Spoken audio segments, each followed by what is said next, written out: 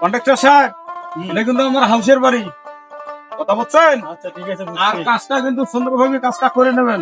আচ্ছা ঠিক আছে, আপনার যদি এবার শখের বাড়ি না, আমি কাজটা আপনাকে সুন্দরভাবেই করাবো। মিস্ত্রি ভাই, কাজটা যাতে সুন্দর হয়, যদি আমার একটা কাকার শখের বাড়ি, যাতে কোনো সমস্যা না হয় সেভাবে করিও কাজটা। আচ্ছা, নমস্কার। বাড়ি তো ভালোই করলো, অনেক টাকার বাজেট মনে হয়। হ্যাঁ হ্যাঁ, এত সুন্দর বাড়ি করলেন, ছেলেদের দিকে একটু দেখবেন না? কি করতে হবে? তেমন কিছু না, কিছু দিয়ে দেন তাহলে হয়ে যাবে। ঠিক আছে কাকা, তাহলে এদেরকে কিছু মিষ্টি খাওয়ার জন্য টাকা দিয়ে দিন। ঠিক আছে বাবা, আমি কিছু মিষ্টি খাওয়ার টাকা দিয়ে দেবো এখন। কাকা, হ্যাঁ, আপনার হয়তো একটু বুঝতে ভুল হয়েছে। মামা, আমাদেরকে কি গরিব ফকিন্নি মনে হয়? হ্যাঁ, তুমি কি বুঝাতে চাইছো ভাস্তা?